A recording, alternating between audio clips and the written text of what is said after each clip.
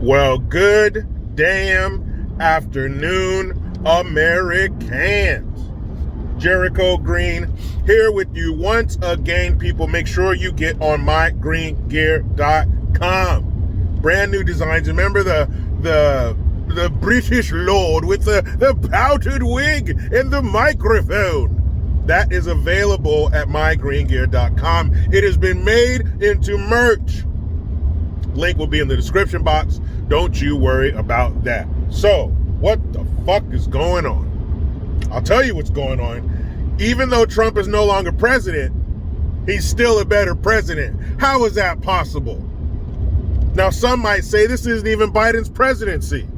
Some might say that Obama has his hand up his ass to the elbow, manipulating Joe's mouth. This is really Obama's proxy presidency. This is his third term.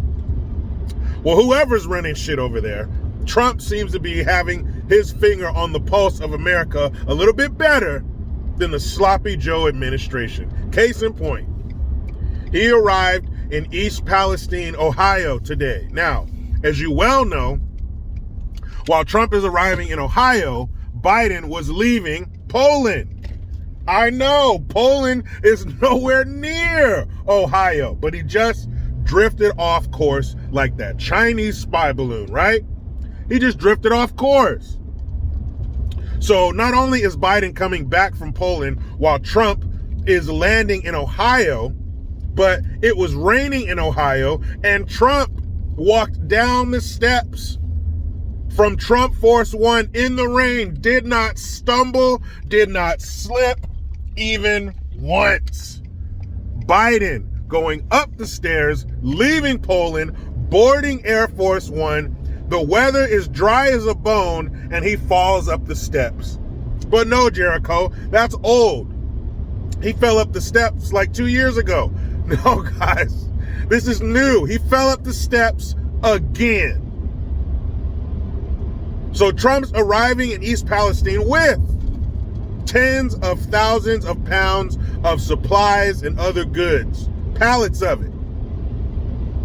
Now, of course, is this politically motivated? Yes. We have a presidential election coming up next year. Trump's announced that he wants to run. No shit, this is politically motivated. Partially. Again, these people keep giving him soft, underhand pitches right over home plate. So if you got Barry Bonds, and I don't mean the Padres Barry Bonds, I'm talking about the San Francisco Giants Barry Bonds. And if you give him an underhand pitch right over home plate, what do you think he's going to do with it? He's going to knock that shit into another area code. Why? Because that's what he does. The mainstream mediocres, Biden's administration, you keep failing. You keep ignoring these things. You think Trump is going to allow an opportunity like this to fall in his lap and not do anything? Biden hasn't been there. Peter Butt hasn't been there. Not even cackling Kamala. Maybe her cackle will react negatively with the chemicals in the atmosphere. Maybe that's why they don't let her go. Remember the slime from Ghostbusters 2? If you played loud music or said mean things to it, it would react negatively. So they don't know what's going to happen if Kamala goes too close to hydrochloric acid. They can't take the chance. But none of these prominent members of Biden's administration have been to East Palestine. Peter Butt says that he's going to go when the time is right. Well, guess what, Peter Butt? That ship has sailed. That window has closed. This was your opportunity, Peter Butt. This is a perfect opportunity to have one of those scenes out of a campaign ad played out in real life. You know the scene they always have? They're wearing some kind of denim shirt rolled up to the sleeves with some khakis on and a hard hat looking at blueprints on a construction site. They all do it. We've all seen it. This was your opportunity, Peter Butt. You could have put on some new Dockers, maybe a cute denim top, maybe a matching hard hat. You could have really made something out of it. maybe some cute boots. And you could have been down there on the ground in East Palestine with the NTSB finding out what the hell happened. Now, apparently it was some kind of bearing or some kind of pin in the axle that failed. I don't see how this can be blamed on any administration. It sounds to me like the company, Norfolk Southern, failed. Maybe they didn't do a proper inspection. Maybe they were cutting corners on the inspections that they did do. They were being cheap. Remember, what is it? All the big oil spills, Exxon, BP. It's all because the company's trying to cut a corner, save some money, which ain't shit because they make billions. Wasn't the BP oil spill because of like a $50,000 part? So it's always the company fucking up somehow. Maybe Norfolk Southern did the same thing. I remember watching, I used to watch this TV show called Seconds from Disaster. And there was an airplane in Florida. I believe it was Florida because a swamp was involved. They crashed in a swamp. And so you have this airplane full of like 200 some people. In the belly of the plane, they were transporting old airplane tires and outdated oxygen canisters. So the canister that puts the oxygen in the mask is under the seat. But these things can burn when they are set off.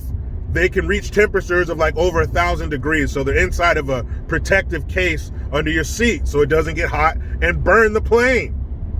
Well, it was 5 o'clock on a Friday afternoon, and the guy who was supposed to inspect the pins, there's like these cotter pins inside of the canisters to make sure they didn't go off. Well, the guy that was supposed to check the pins, he'd rather get out there and party because it was Friday night. So he wrote down on the clipboard that he did the inspection, but he really didn't. Upon takeoff, there was a shift in the cargo, and the canisters were activated because some of them didn't have the safety pins, which you would have noticed if you did the inspection, or they weren't properly seated in there. So the canisters are activated, they get super hot. They actually melted holes in the floor underneath the people's feet who were sitting on the plane. And the plane caught on fire and it crashed. It went nose down, 12 o'clock, or I should say 6 o'clock more like, nose dived into a swamp, killing all 200 some people on board. So to think that something tragic like this could happen because somebody didn't do something right, totally possible. So it sounds to me like the NTSB needs to be there with Booty Gauge, with Peter Butt, finding out what the fuck went on. But he's not. Peter Butt's not there. He'd rather wait until the time is right so he can be at home, sword fighting or docking or whatever he's doing, riding the baloney pony instead of doing his job. So you got all these people in place that could be there helping the people of East Palestine. Let's not forget, that's the number one thing, is to help these people. But no one has done that. They don't qualify for FEMA because it's not a natural disaster. That's what the Biden administration said. So Trump shows up with tens of thousands of pounds in supplies. 72 to 75% of the people in that town already voted for him. So I don't know what he's really gaining from them. He already has their vote. Next time it'll probably be 100%. And I saw a video. There's some black folks helping to offload the supplies as well. So what do you think they think of Trump? Sounds to me like he's there to help everybody. And had the federal government stepped in there, or at least not even step in there, but put pressure on Norfolk Southern to take care of these people. Basically, had these people already been taken care of, there would be no void for Trump to fill. They would have already been helped. It wouldn't have made sense for him to bring all that stuff with him. But they weren't helped. And the EPA, ooh, check this out. You talk about flexing some muscle. You talk about holding Norfolk Southern's feet to the fire. You talk about punishment. The EPA said that they are going to charge Norfolk Southern $70,000 a day until they clean it up. Ooh, $70,000 a day. I think Norfolk Southern's are worth over $50 billion. So the CEO probably has that fine money. It is, let's see, where did I put that 70 grand? What the fuck is $70,000 a day to a multi-billion-dollar company? But you showed them, EPA. EPA came in hot. They said, we're going to charge you fucking pennies to you a day until this is cleaned up. So I don't understand what the blaming of past administrations, or even this administration. They didn't have shit to do with Norfolk Southern and their axles and their pins and shit that are supposed to be in the right place. That's Norfolk Southern. So this is one of the few things the federal government is supposed to do. When the little guy is getting bent over by the big guy, you're supposed to come in there and bend over the big guy and help the little guy. But the big guy and the federal government are the same guy. So who's going to help the little guy? Nobody. Trump, I guess. Good thing there is a Trump. So if the big guy and the federal government are the same guy, who's out here looking out for us? The list of things the federal government is supposed to do should fit on a Post-it. The more government, the worse it is for us. When two elephants fight, it is the grass that suffers. Now, the government needs to lean on Norfolk Southern to make it right with those people as much as they can. Who knows the damage that could possibly come in the future? And that's another thing. Don't make them just pay now. They need to be on the hook for later. 5, 10, 15, 20 years down the road when all this shit metastasizes into something worse. When all these cancer cases start showing up. And I hope they don't. But there can't be any statute of limitations on this. You need to be around to help these people years down the road if there are any effects, when we start seeing them. And stop this $1,000 waiver bullshit. It may be legal. They're doing it. But it's fucked up. They need to be held to account. They need to foot the bill for helping these people, not this you pay for it and we'll reimburse you. Trump's on the ground. Biden's in the air, coloring in coloring books and eating warm butterscotch pudding, falling up the steps. Priorities. We are not one of them. Federal government obviously doesn't give a shit because they sent their head guy, the face of the company, they let him go over to Ukraine and Poland. And he didn't come empty-handed. You know you don't come in when your friend invites you to dinner, you don't show up empty-handed. What do you bring? You bring a side dish, you bring a dessert, you bring some wine, you bring some beer. You don't show up empty-handed. The same goes for them. When he goes to visit his friend, Zelensky, his coked out, zooted up friend Zelensky, he doesn't come empty-handed either, just on a more grand scale. You bring a dessert, he brings $500 million. Of course.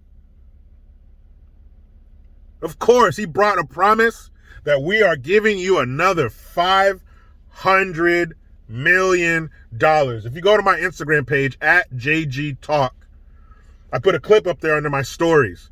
And this guy is reading the other things we've spent money on, or less money on, than Ukraine. Wars we've been in. We've spent more on Ukraine in a year. This shit only kicked off last February. In a year than we did in Afghanistan. And it breaks down exactly what. Because, of course, we were there for 20 years. But we've spent more money on Ukraine than we've done on a lot of things. Certainly than we've done on a large portion of this population. What could they have done with $100 billion for us? Well, don't even worry about it, because that shit ain't going to happen. $100 billion. And he told him, he reassured him, we are in it for the long haul. We are not going to leave Ukraine blowing in the wind. We'll leave our citizens blowing in the wind, but not Ukraine. We will be here for you forever, Ukraine. This squeezed bottle of KY jelly that we're using to fuck over the American public, the American taxpayer, will never run dry. We will always be here to fuck them over for you, Ukraine. We love you. I heart Ukraine. Motherfuckers. But you know how it goes. I try to be done with the left, but they just won't let me. Please subscribe. Hit that notification bell because every time it rings, a piece of shit lefty cries.